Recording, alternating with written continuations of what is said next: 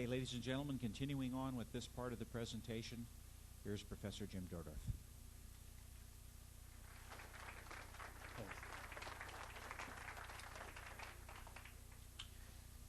I would really like to express my appreciation to Bob and Terry Brown, and also to the Board of Directors of this UFO Congress, just for allowing this presentation about the Talmud of Jmmanuel to be given today. Because as you've seen, there are some rather sensitive topics within it, and it wouldn't be any group that you can give this kind of a talk to. I'd also like to give my thanks to Ed Martin for having suggested in the first place back in March that we have a presentation like this involving several speakers that will be talking about the Talmud of Jmmanuel. Now I was going to say, in the aftermath of this tragedy of the attack on America, I think the Talmud of Jmmanuel is even more important reading because it does give you a much greater understanding of how the three major religions involved came into being. It gives you much greater insights into Judaism. It gives full, detailed information about the origins of Christianity, and it does even give some insight into Islam. And these are the three major religions that are involved in the terrible world situation we see facing us today.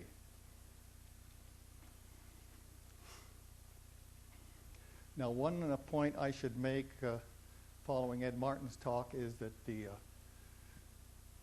Talmud of Jmmanuel was written over a many-year period from about 35-40 A.D. on through the whole life of Jmmanuel during his travels by Judas Iscariot well into probably the end of the first century.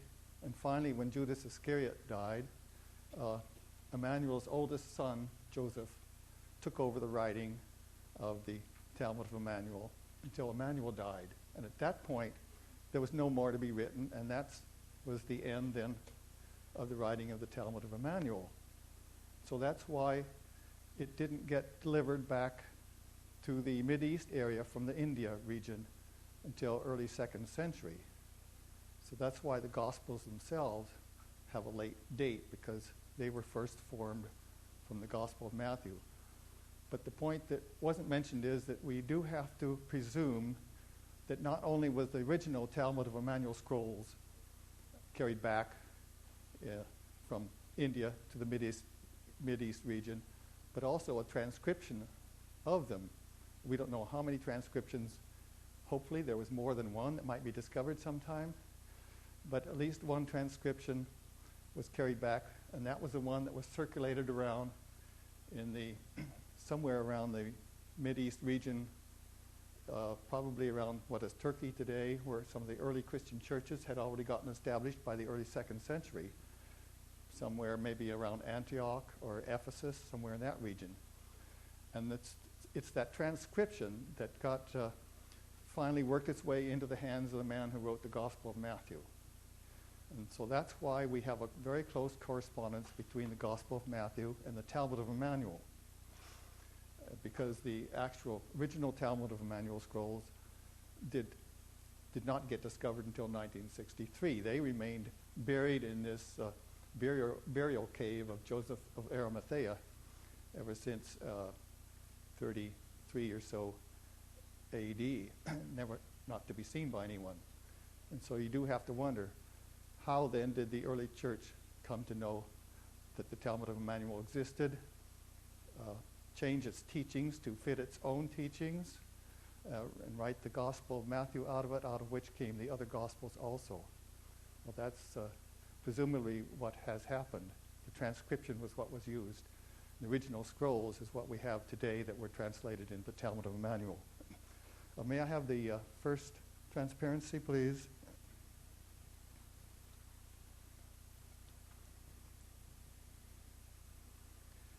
This is just a reminder that the Talmud of Jmmanuel was written in German, the translation that came out was written in German only back in 1978 by,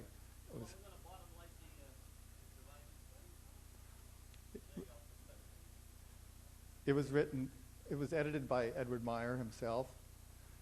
And so we have that came out in 1978, and we didn't get an English translation of it that was at all approved by Meyer until 1992. That one came out. The German has to be alongside it, German on the left page, English on the right. Meyer insists on this because he knows how easily distortions creep into any philosophical or religious writing, such as the Talmud of Jmmanuel. In 1996, an improved translation was needed, and it came out then, but it still had little mistakes in it. And Meyer is a stickler to try to get rid of all the mistakes. And so several people have been slaving since 1997 or 78 to get a better translation yet. And we think we have it. It's in the 2001 edition here of the Talmud of Jmmanuel. I call it the TJ, T for Talmud, J for Emmanuel. It's another story why Emmanuel starts with a letter J. But this just arrived at the hotel last Saturday, fresh from the printers, and so it's available at the same book table where Mike Whalen has his copies of And Yet They Fly, written by Guido Musburger up there, and Ed Martin has his book, King of Travelers, also there, and some other literature. My own book, Celestial Teachings, has been out of print now for a while, and it will take the publisher, Granite Publishing, Wildflower Press, some time, I think, before we can finally get a new edition out. How about the next slide? This will be the only one I show you that has some German writing on it. So sorry about that. But you have to ask the question, how can you decide whether a document that the originals no longer exist in, since the Talmud of Jmmanuel scrolls were destroyed in 1974, how can you decide if something that doesn't have the originals was genuine?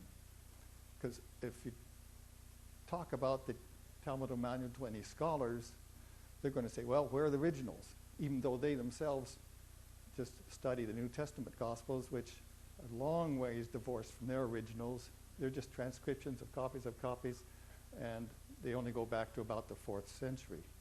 Nevertheless, if you have anything new, they're going to insist that either you show them the originals or it must be a hoax, and so that's what they'll naturally presume.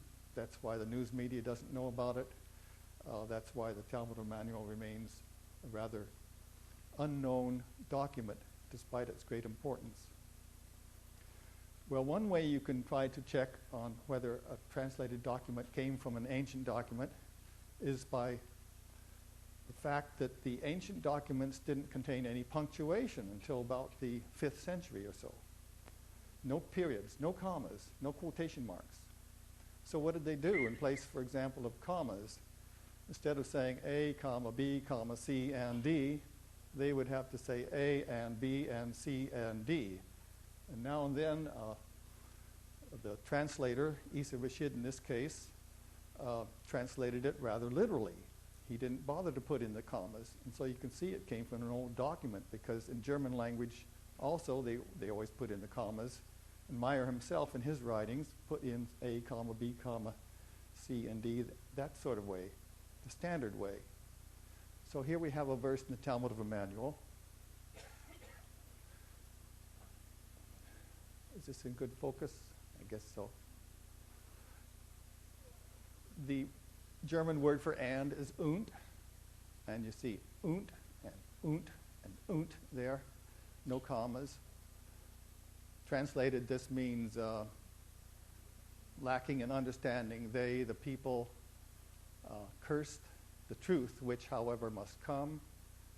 They cursed the prophets and stoned and killed and crucified them. So this was an example of that. There were quite a lot of other examples of that in the Talmud of Jmmanuel. Now, Next slide, please. How do we decide where the beginning of a quotation began when there was no punctuation marks? Well, in Aramaic anyhow, perhaps in some of the other languages also, they used an extra verb to say and said, like here. But Emmanuel answered and spoke. And you see that second verb there, it's pretty redundant. It isn't anything that in good English or good German, either one you would keep, but when Rashid translated, he often did keep it that way, just to be a little bit more literally correct. And so when you see that second and spoke, that lets you know that the quotation would begin at that point. Now, the scholarly skeptic would, of course, just say, well, surely if there was a hoaxer doing this, they would know enough to do this. And they would feed in purposely maybe some verses that had that extra and spoke and to try to make it look like a legitimate document. Well, that might be the case, but you can also expect that a hoaxer would slip up now and then. And as you'll see, there's just no points where it looks like there was any slip up. There was no such hint of any hoax going on. There are plenty more indications of this same sort of thing in the Talmud of Jmmanuel, where Isa Rashid translated it rather literally. Now, another question might be, where does the quotation end? There's no end quotation marks either. They didn't. It seems amazing to us that not even the period was invented back then. But so without the quotation mark, they didn't have any way of showing that, and sometimes that led to an ambiguity. And there was one spot in the TJ I know where I quizzed Meyer's group there in Switzerland about certain verse in the TJ where I thought that the quotation mark wasn't, the ending quotation was not in the right place.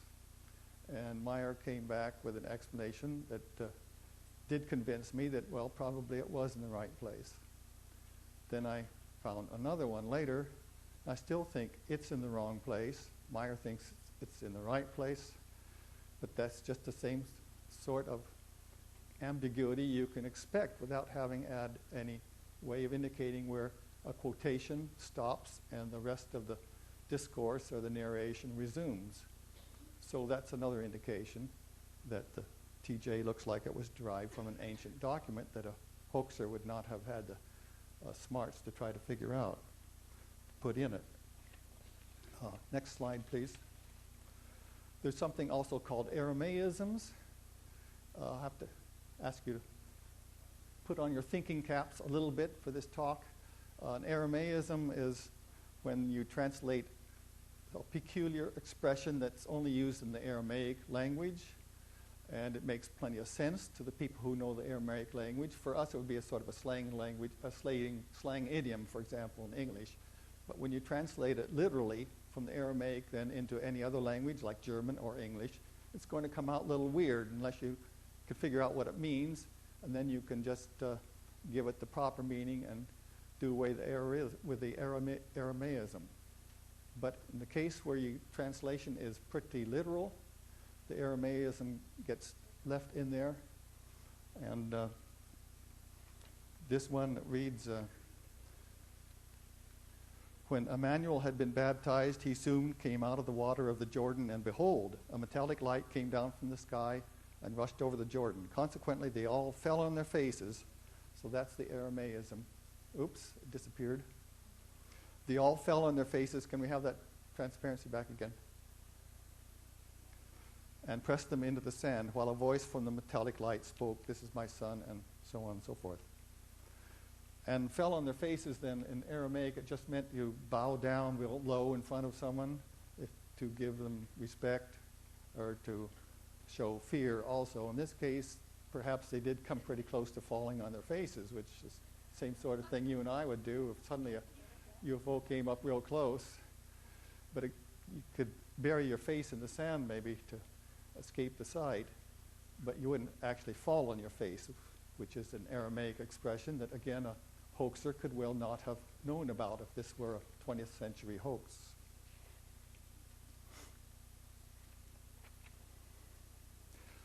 But most of the indications that the TJ is genuine, which we have to infer from these direct inferences because we don't have the original scrolls to radiocarbon date or to give to paleographers to try to talk about the handwriting and decide if it was written in the 1st century or the 2nd century or just when. Most of it comes from comparing Matthew, the Gospel of Matthew, with the Talmud of Jmmanuel, where they have parallel passages. Because it turns out that even though the Talmud of Jmmanuel is very heretical, everything else about it was very useful to this writer of the Gospel of Matthew. It just said what happened, all of his ministry there in Palestine and what happened afterwards, where he couldn't talk about what happened after the crucifixion much, but everything before he could make use of. But everything in it that was heretical or didn't agree with his own faith or the faith of the early church had to be altered or omitted. Where it was just altered instead of being omitted, then we have parallel passages between the Gospel of Matthew and the TJ, the Talmud of Jmmanuel. And we can tell that one is a parallel to the other also by the same order that they have. The Gospel of Matthew follows right along in the TJ's order of events. Next one, please. Here's first example. It has to do with the fulfillment of prophecy. And was his name Jesus or was it Emmanuel? Now the TJ itself reads here, "Behold, the impregnation of Mary occurred 11,000 years after the procreation of Adam through the celestial son Semyasa to fulfill the word of God, the ruler of those who traveled from afar, who conveyed these words through the prophet Isaiah." So here the angel, not an angel in a dream, but the guardian angel or the celestial son who is speaking to Joseph before Joseph betrothed Mary, mother of Emmanuel, alias Jesus. This messenger angel was telling Joseph about what the prophecy had been from Isaiah. And it read here, "Behold, a virgin will be impregnated by a celestial son before she is married to a man before the people. They will name the fruit of her womb Emmanuel," which translated means the one with godly knowledge, and so on. Well, when the writer of Matthew came to that, he couldn't put in most of the other part. I mean, God was supposed to be the creator of the universe, not someone who could travel through the depths of the universe in some sort of a traveling craft that they would not have known about in those days. But but the writer of Matthew could put in the prophecy from Isaiah because he was very intent on showing that Jesus, the name he would give to Emmanuel, would be known as the Messiah. And so this was a sort of a Messiah prophecy from Isaiah. So that was kept in from Matthew, where it says, "She will bear a son, and you shall call his name Jesus, for he will save his people from their sins." So it just changed. Oh, that was his own sentence to put in his idea of forgiveness of sins as being the key thing that Jesus came to save mankind from. And this part from verse 22 on, he took from the Talmud of Jmmanuel, but made changes. "All this took place to fulfill what the Lord had spoken by the prophet. Behold, a virgin shall conceive and bear a son, and his name shall be called Emmanuel," which means God with us. Well, I can't speak about all the interesting things in this verse comparison. I want to just point out that there were two things about this prophecy: that he would be born of a virgin, which can be also translated maiden if you like. Well, any boy could be said to be born of a maiden, or even a woman could claim to have been a virgin even after she conceived if she wanted, and nobody's going to be able to definitely refute that. And so that part of the prophecy doesn't carry any weight. Anyone could claim that. And the other part of the prophecy was that his name would be Emmanuel. Well, if his name was Jesus instead of Emmanuel, how did this fulfill the prophecy? It couldn't at all. So why did the writer of Matthew put this in? Well, because he knew from reading the Talmud of Jmmanuel that it did fulfill the prophecy, and he wanted to have the fulfillment of the prophecy in his gospel that Jesus, or Emmanuel alias Jesus, was the Messiah. So he kept it in, and we have this very big discrepancy ever since. And another amazing thing is that the best of scholars, no scholars anywhere, have ever wondered about this terrible oversight, you might say, on the part of the writer of Matthew. Why did he write this as if it were a fulfillment of a prophecy when his name wasn't Emmanuel? There was just nothing to indicate it was a fulfillment there.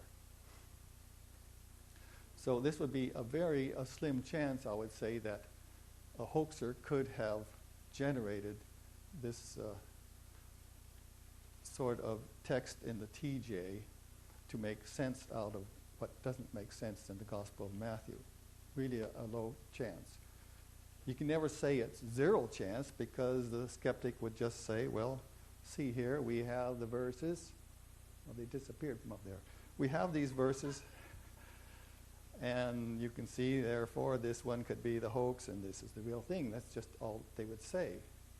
But if you analyze it open-mindedly and fairly, you just find it's much easier for a writer to abbreviate something and make changes that fit his own theology than it is for a hoaxer to add things to get rid of an unknown mistake that nobody knew about in the Gospel of Matthew, that's not in any of the literature, and to make it tie in very completely and smoothly with his own writing.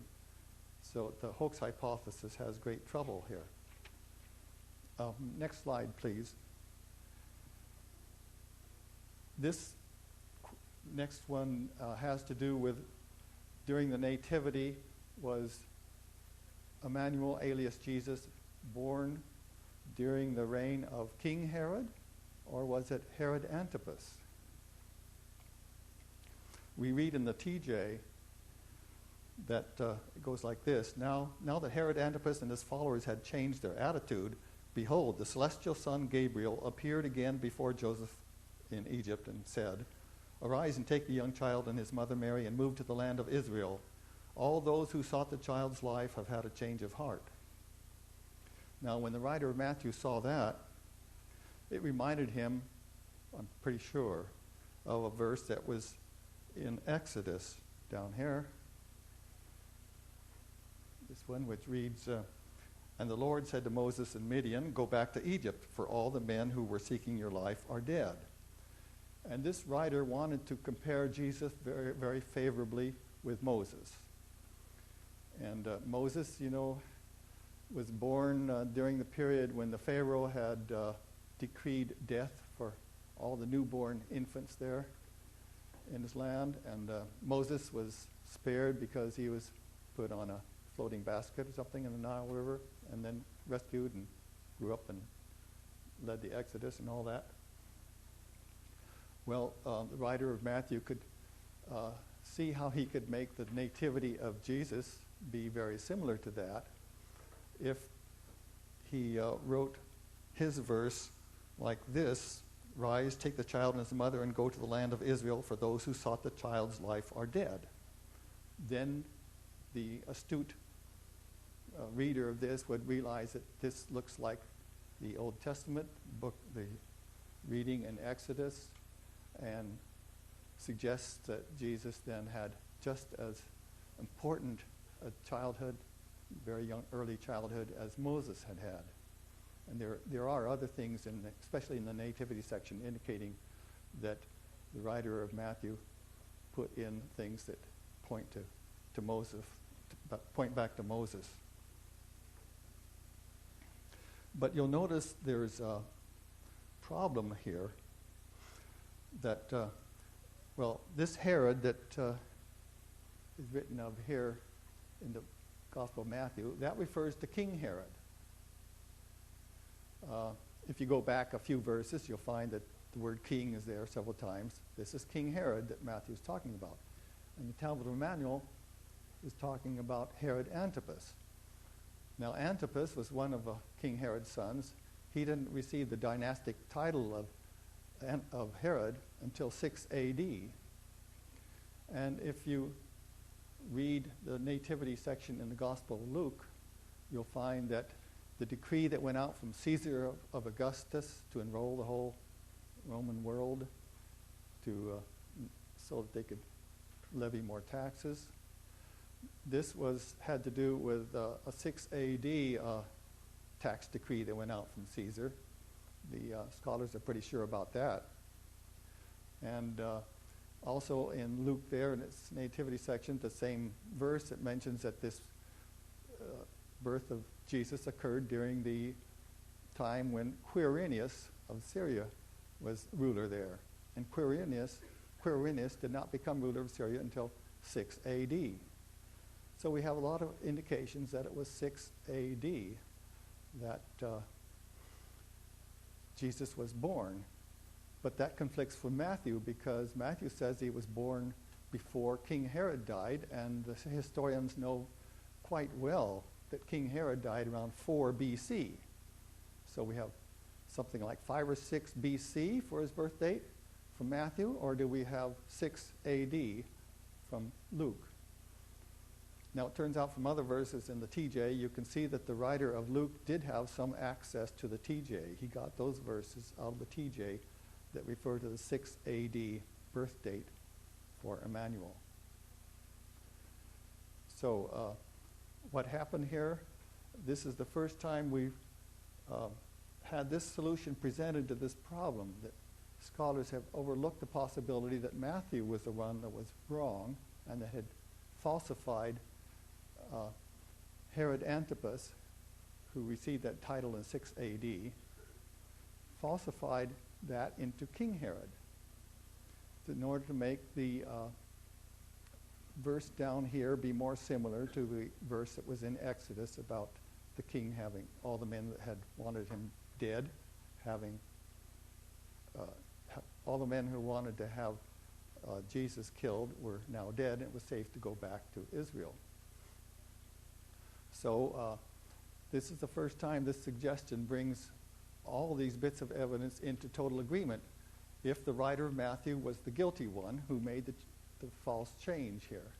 And this is indeed apparently what happened.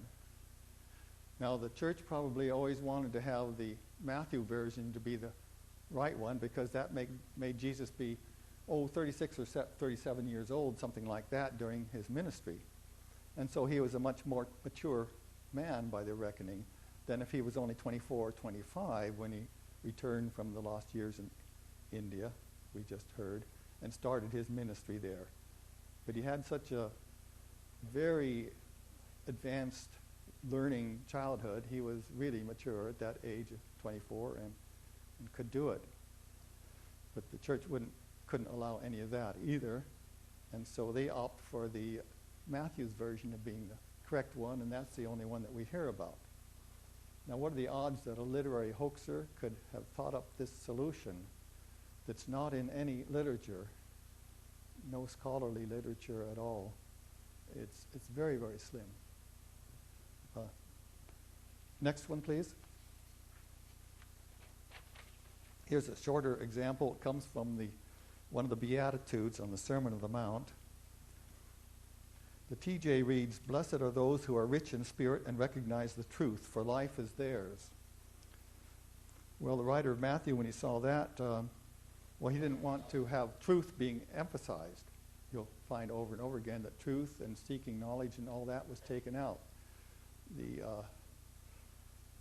If you start wondering what is truth and what's not, you're going to start questioning what the church has to say. This was written, the Gospel of Matthew was written now in early 2nd century. The churches have been established way back since 50 A.D. or so. So there have been two generations at least of churches.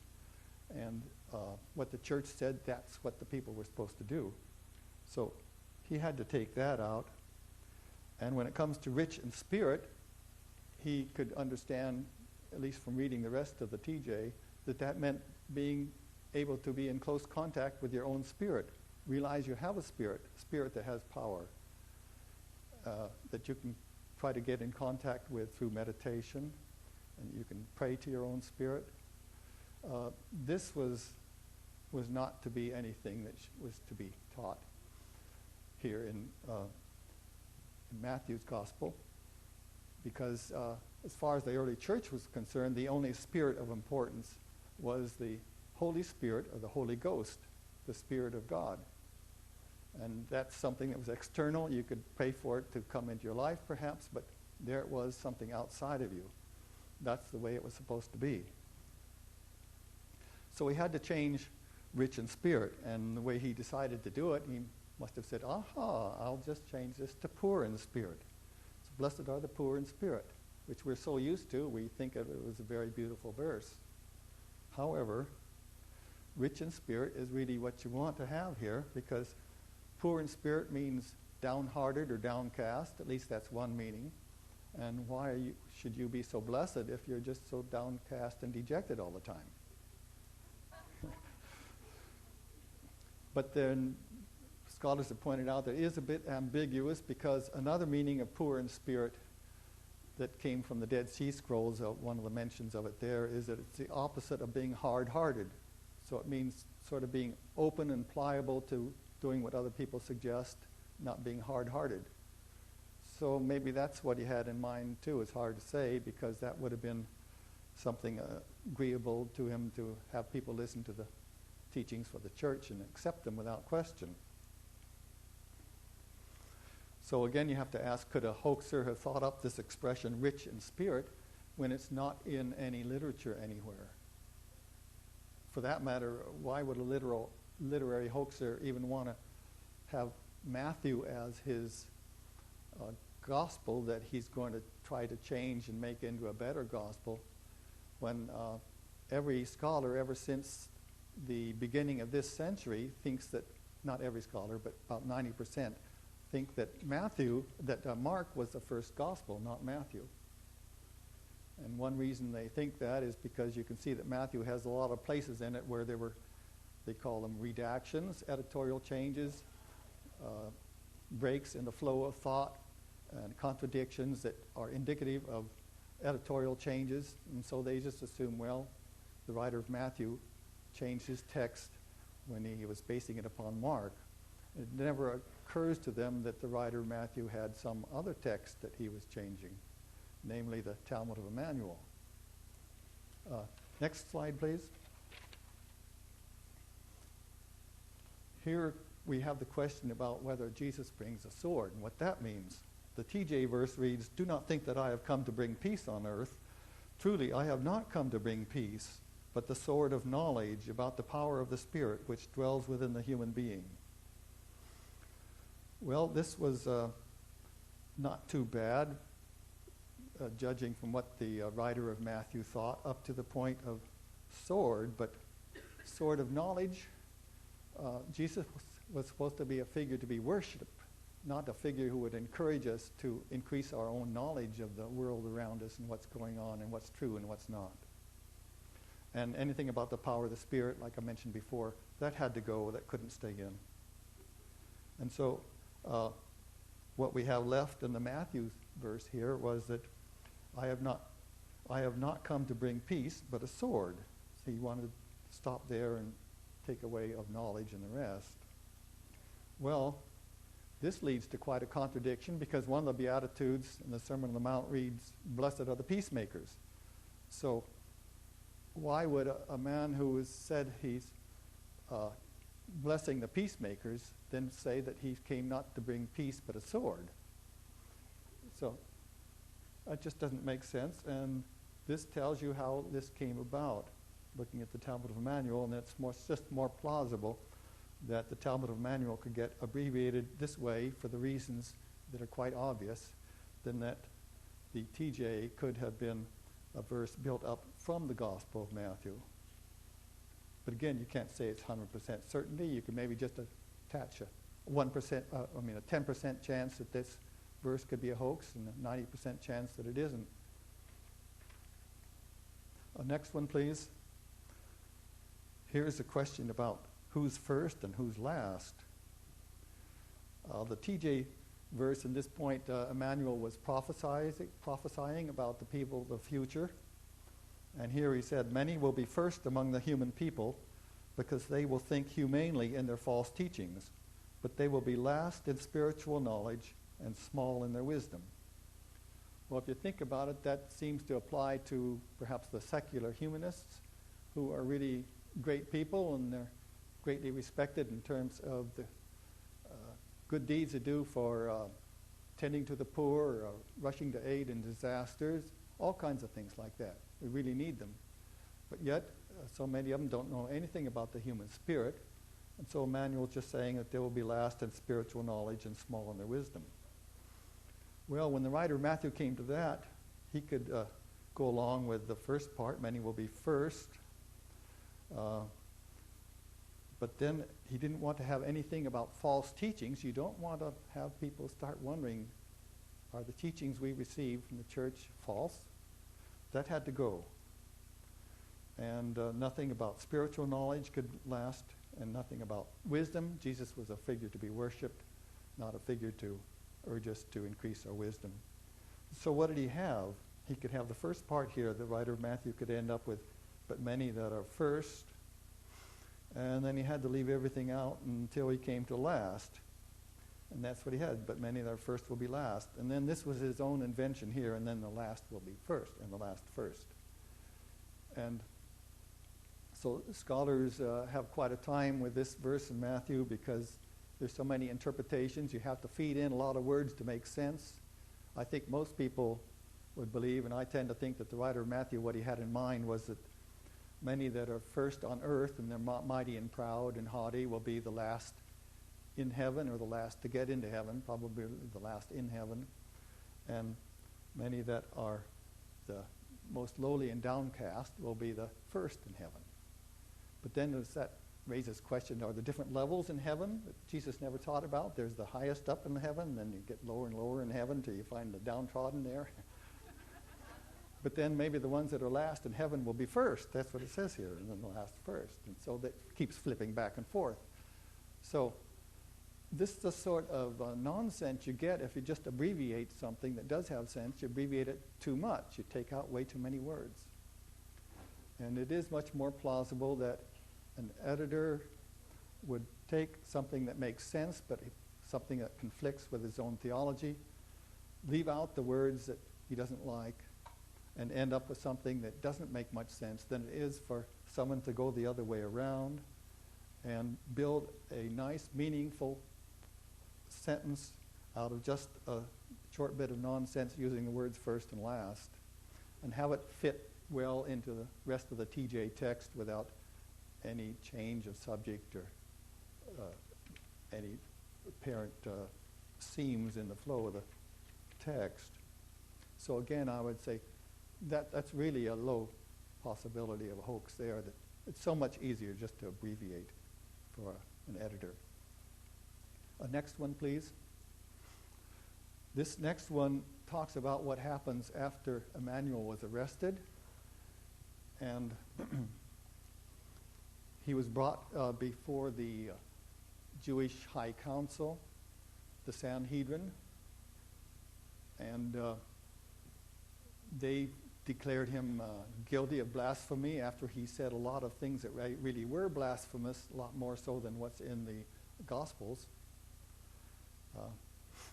And that made them so upset that this is what they did. They beat him with their fists and spat into his face, and some of them struck him from behind and said, "Prophesy, you great king of wisdom and son of a celestial son. Who is it that's beating you?" Well, the writer of Matthew kept most of that in. To his credit, he didn't take out the spitting in the face and the striking part. And he kept in the prophesy to us. He called him Christ, of course, rather than a son of a celestial son. Although Christ really wasn't a title that he would have had at that time before he'd been crucified or anything. Who is it that struck you? He kept that in. Well, ever since scholars have been looking into the Gospels, they found that this has a big problem with it, this Matthew verse. Because if they were standing in front of Emmanuel, alias Jesus, spitting in his face and hitting him, then they wouldn't have said, prophesy to us. Who is it that's hitting you? And there he is hitting him, showing him just who was doing it. What the writer of Matthew left out was, and some of them struck him from behind. So they were hitting him from behind, some of them, and those were the ones who were calling out saying, prophesy to us. Who is it that's beating you? He couldn't see who was doing it. They were behind him. And it's a good bet that the reason he left that out was because that's the most cowardly thing you could think of someone doing. If they're hitting someone, you don't want them to hit them from behind anyhow. And the writer of Matthew was writing his gospel to try to convert Jews to the new form of Judaism that he was into, namely early Christianity, where Jesus was the Messiah, but with the rest of Judaism still, most of it still holding fairly firm as far as he was concerned.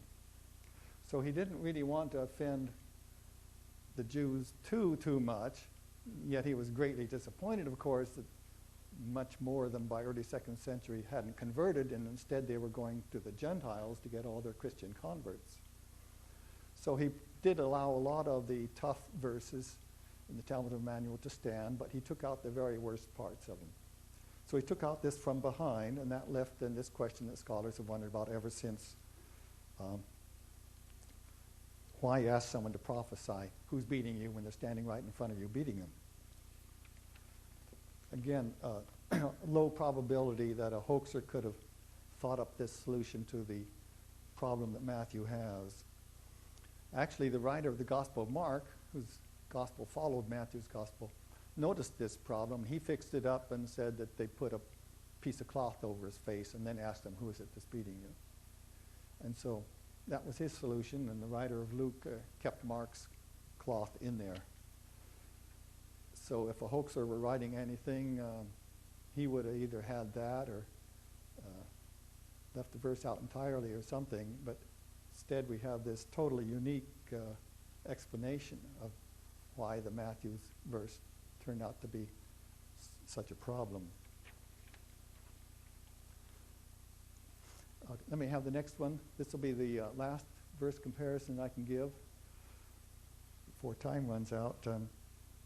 Jmmanuel was very concerned about the truth all the time. Anyone who's concerned about the truth is also, in his writings, concerned about whether that truth might not be falsified.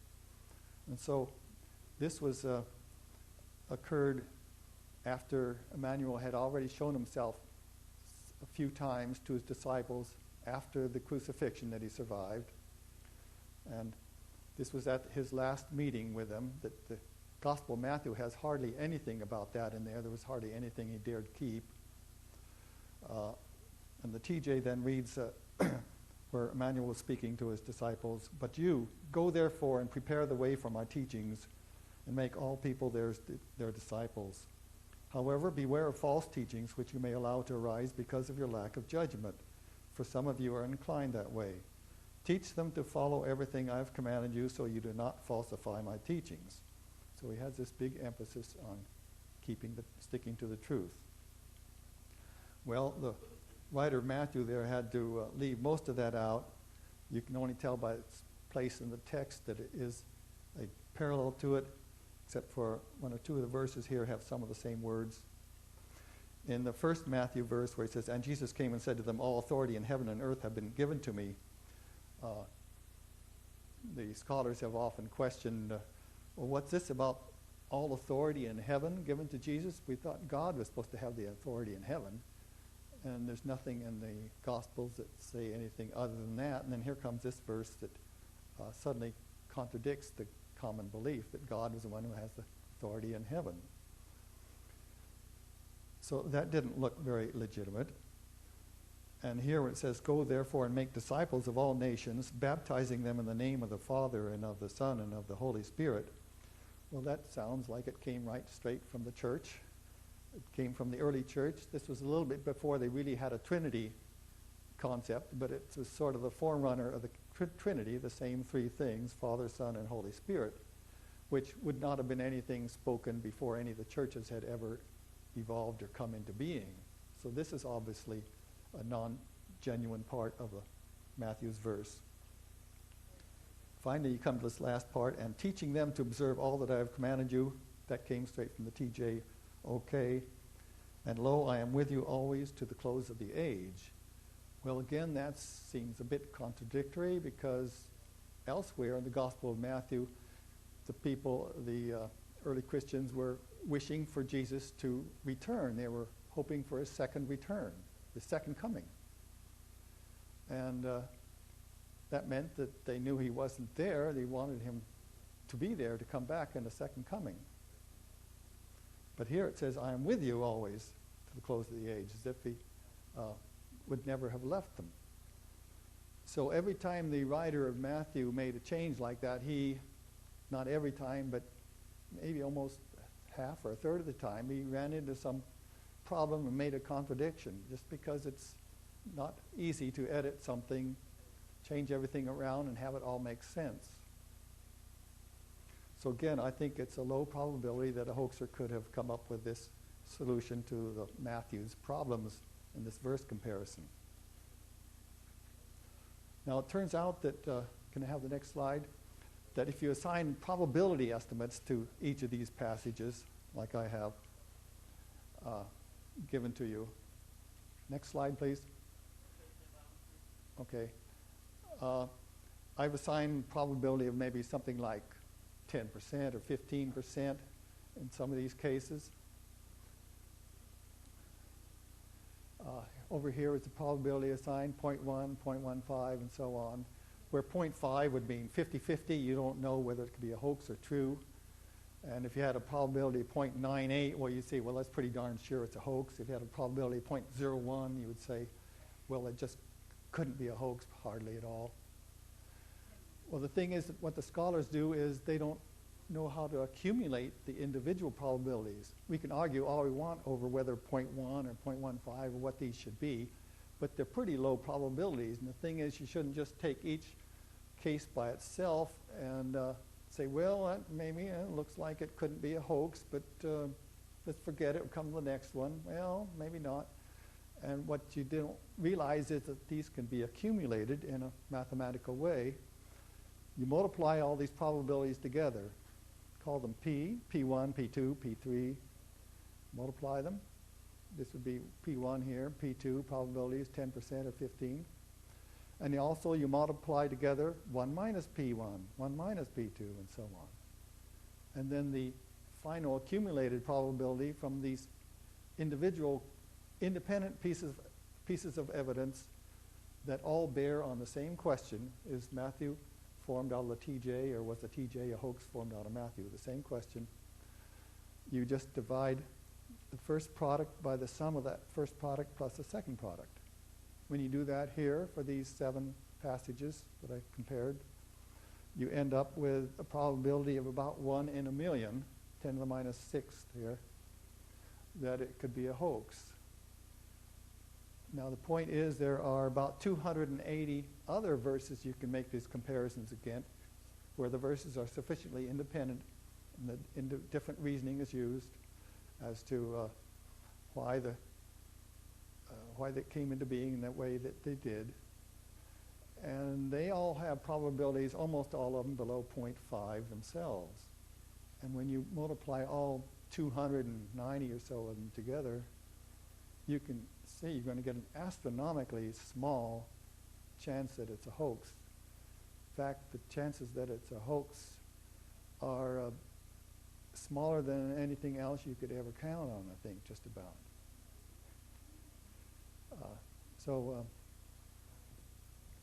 Next slide, please.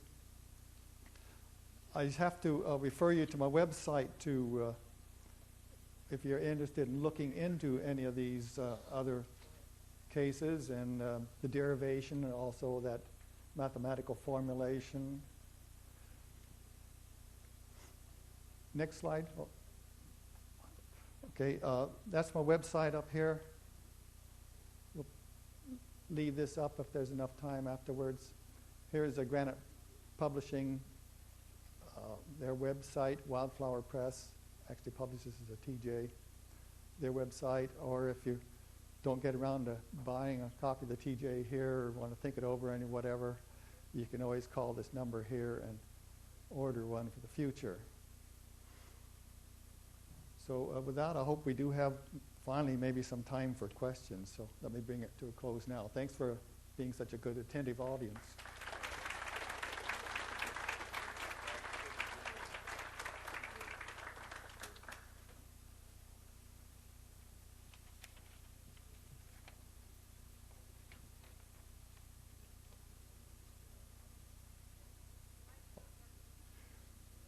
Maybe someone could shout out a question then. Whoa, okay, it's working now. It sounds like an off-the-wall question, but I'm just curious. What is the Aramaic word that was translated into the, and what is the Greek word that was translated to the final word of metallic? Metallic? Yeah, what was the original Aramaic word, and then what was it translated to? Well, we don't know exactly. We just know the German word, you see, and that would be, I guess, metallisch. So when Rashid translated it, he saw something in there that had the word referred to metal of some sort. And of course, they had metal, they had iron and copper and bronze. Right. But you don't know the Aramaic? No, we don't have the originals. That's the whole point. We have to be indirect here. Scholars want the direct evidence, and so they are not eager to have anything to do with the Talmud of Jmmanuel. I lost something from Ed's talk to your talk. Did Billy Meyer and that person he was with take the scrolls that they found, and then Billy Yes. transcribe them, or somebody did transcribe them? Rashid was the German? one who translated them from the Aramaic then into Billy's language, which is German, Swiss German. And Rashid took many years to do this, between 1963 and about by 1970, he had mailed Billy a couple of packets of his transcriptions in that go up to the full length of the Talmud of Jmmanuel. But he kept translating the rest for a ways until 1974, when his project got recognized by some religious authorities there. And so they flushed him out of Jerusalem. He had to flee for his life. He took the scrolls and his family with him, went to a Lebanese refugee camp. But he was discovered there, too, fairly soon afterwards, I guess, in a bombing raid in June of 1974. That's what we deduced was the bombing raid that got to him. Flushed him out of there. But when he had to leave there so fast, that's where he had to leave his scrolls and the rest of the translations behind, and they burned up in the conflagration. The whole refugee camp was just burned up, along with several other refugee camps that were bombed there on June 18th, 19th, and 20th in 1974. So, In what language did Matthew write in? what language did who write in? What language was the gospel originally written in? Aramaic, because it was written by Judas Iscariot, and so that was the language. He was, incidentally, the designated writer for the 12, and that's discussed in the Talmud of Jmmanuel. You'd have to wonder why in the Gospel of Matthew is there no designated writer given. Judas Iscariot, because of the false rumor that got going, was thought to be the betrayer, the worst possible person you could think of. You wouldn't ever want to say that he was the writer of the Gospel of Matthew. So the guy who wrote the Gospel of Matthew using the TJ had to settle for some other name for the author and decided to call it Matthew, referring probably to the disciple Matthew. In light of your findings, how would a Christian believer in the Bible view the reliability of what is being taught? Is it all speculative, or how do we view now being told your whole life, the background that I came from, that this is the inspired word of God, it's correct in every verse? Yeah, see, this isn't... How do we view the reliability of the Bible? The TJ here isn't the word of God. You know, it's the writing of Judas Iscariot. It's just saying what happened during the ministry of Emmanuel and what Emmanuel taught. Now, Emmanuel survived the crucifixion and therefore was there to dictate to Judas everything he remembered, including things that happened when nobody else was around that could have told things to the disciples, if you believe the Gospel of Matthew.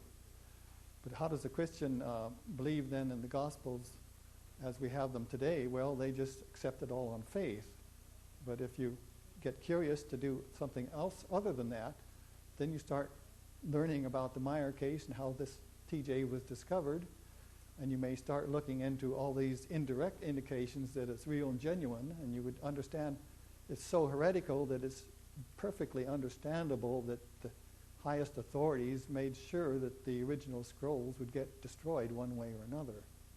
So that's the state we're in today. Nobody has this forced upon them, but it's just up to them to look into it for themselves if they're interested. Does this shed any more light, or I don't know, it's probably a dumb question, but on the notion of Jesus as Messiah? Does it shed any light on him either way, in a sense, answering? Yeah, you would conclude, I think, that he was the Messiah figure that was prophesied by the Old Testament, but you would have to also conclude that a lot of what was prophesied, or what was written in the Old Testament from the prophets, from Isaiah and Jeremiah, got altered and left out, too.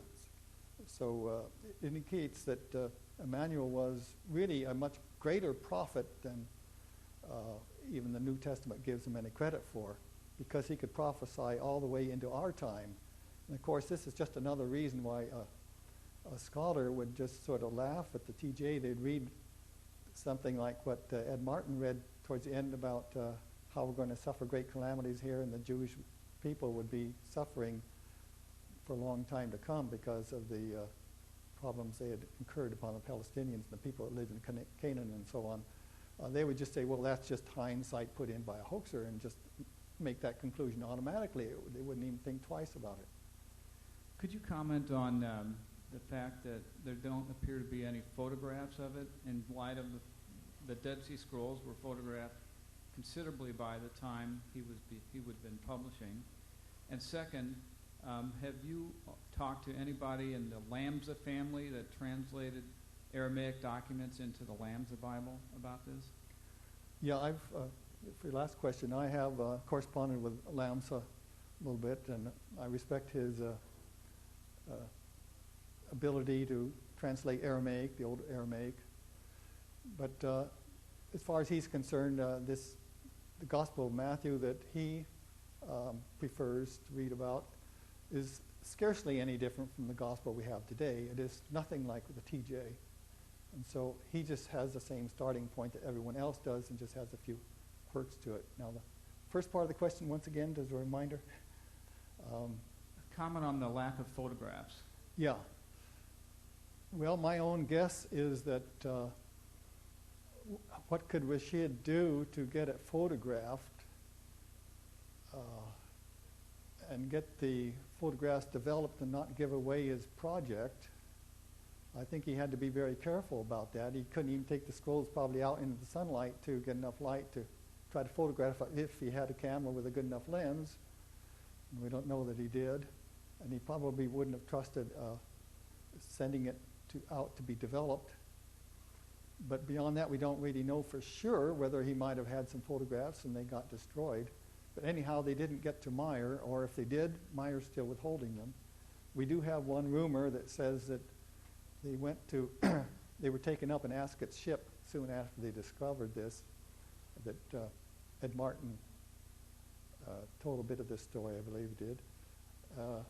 And they went on to England after that and dropped in on a British museum, not knowing which museum even it was, and tried to show it to some people there, and they wanted to keep the scrolls and look at it for a long time, but Meyer and Rashid wouldn't allow that, and so they asked if they could photograph it, and they said yes. They took some photographs. That was back in 1963, and we don't know what museum. We haven't heard anything more about it. What do we do to find out? So is there any possibility there? I hope there is, but I do intend to look into it if I can.